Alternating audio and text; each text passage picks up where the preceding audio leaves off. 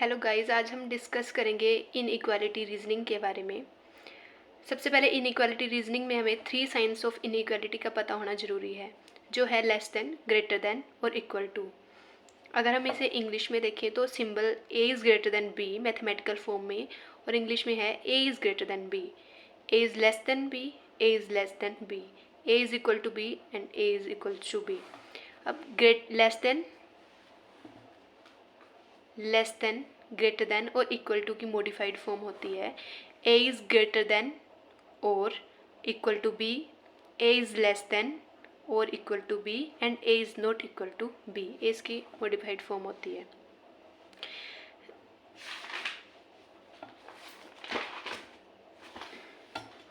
Inequality reasoning में second number पे जो आता है वो आता है सबसे पहले कि सिंबल्स की पहचान होनी चाहिए।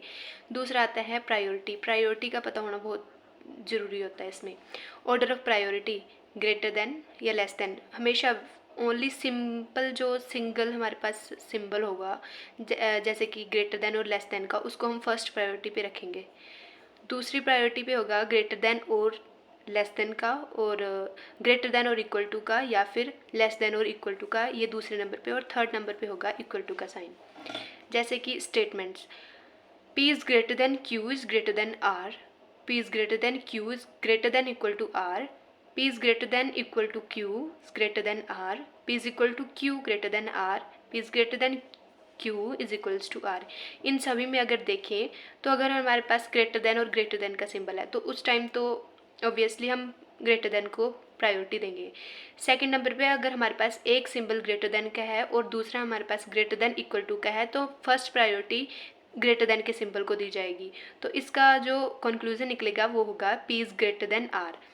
P is greater than R, इस स्टेटमेंट का कंक्लूजन होगा P is greater than R, ना कि P is greater than equal to R। तीसरे नंबर पे सेम वही ग्रेटर देन, इक्वल टू और ग्रेटर देन के सिंबल में से हम ग्रेटर देन के सिंबल को प्रायोरिटी देंगे। थर्ड, इक्वल टू और ग्रेटर देन में से ग्रेटर देन को प्रायोरिटी, सेम यही। फिर नेक्स्ट है लेस देन के सिंबल्स में। लेस देन का सिंबल जैसे P is less then Q is less than R, इसमें भी हम अगर हमारे पास दो सिंबल हैं जैसे लेस देन और लेस देन इक्वल टू का, तो लेस देन इक्वल टू की जगह हम लेस देन को प्रायोरिटी देंगे। अगर लेस देन और इक्वल टू का सिंबल है तो लेस देन के सिंबल को फर्स्ट प्रायोरिटी दी जाएगी। उसके बाद में है स्टेटमेंट थर्ड है P is greater than equal to P is greater than equal to Q greater than equal to R। इसमें भी हम ग्रेटर देन इक्वल टू को फर्स्ट प्रायोरिटी पे रखेंगे। जैसे कि दो सिंबल है हमारे पास ग्रेटर देन इक्वल टू और ओनली इक्वल टू का सिंबल, तो इसमें ग्रेटर देन और इक्वल टू को फर्स्ट प्रायोरिटी दी जाएगी क्योंकि ये सेकंड नंबर पे था प्रायोरिटी की लिस्ट ऑर्डर में और ये थर्ड नंबर पर था। इसमें भी सेम है, लेस देन के साथ बताया गया है। और स्टेटमेंट्स जैसे जिसमें दो सिंबल्स ऑपोजिट होते हैं, जैसे यहाँ पे है लेस देन का और ये है ग्रेटर देन का, इसमें हमारे पास कोई भी कंक्लूजन नहीं निकलता। ये कांट से वाले केसेस होते हैं। जैसे P is less than equal to Q is greater than R, दोनों एक दूसरे के ऑपोजिट हैं, तो इसमें हमारे पास एंड में कोई कंक्लूजन नहीं निकलता। अब हम कुछ क्वेश्चंस को डिस्कस करेंगे जो IBPS क्लर्क में प्रीवियस ईयर में आए हैं। Question number first is G is greater than equal to M is equal to P is greater than C।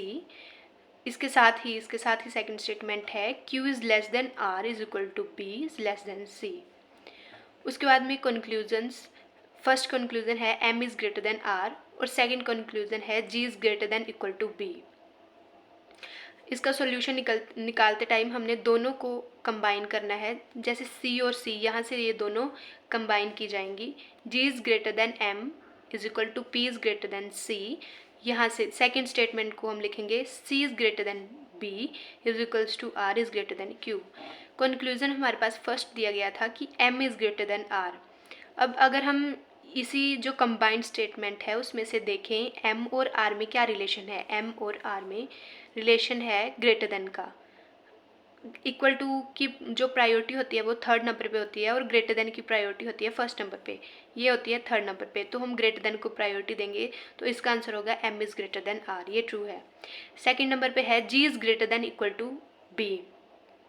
Second number पे है G is greater than equal to B।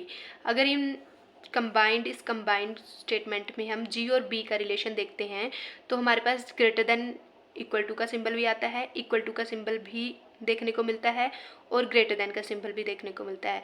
लेकिन हम priority देंगे greater than के symbol को, क्योंकि priority के order में ग्रेटर देन का सिंबल फर्स्ट नंबर पे आता है। तो G is greater than equal to B गलत होगा, G is greater than B ये वाला सही होगा। तो ये फॉल्स हुआ और ये ट्रू हुआ। So hence only conclusion 1 follows.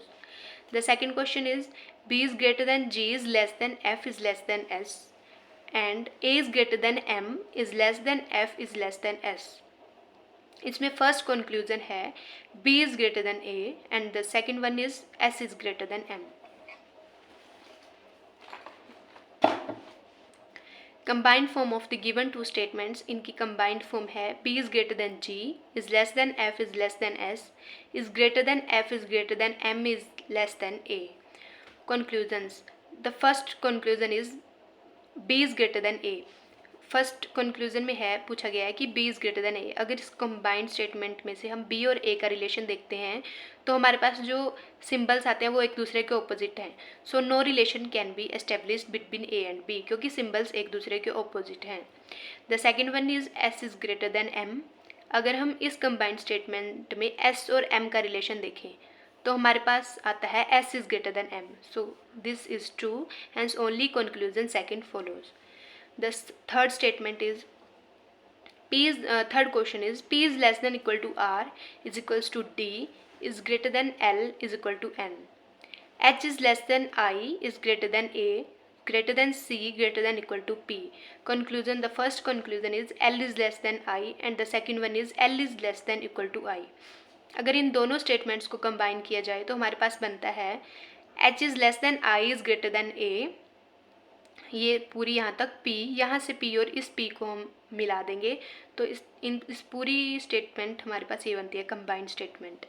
इसमें कंक्लूजन फर्स्ट दिया गया है कि L is less then I, L is less then I। अगर इस स्टेटमेंट में से हम L और I को चेक करें तो हमारे पास सिंबल्स एक दूसरे के ऑपोजिट आ रहे हैं। तो इन बोथ सेकेंड वन भी सेम है कि L is less than equal to I, L और I में ही रिलेशन देखना है, लेकिन इसके जो बीच वाले सिंबल्स हैं वो ऑपोजिट हैं। तो in both no clear relation can be established, hence none of the two conclusions follow. दोनों में से कोई भी कंक्लूजन फॉलो नहीं हो रहा।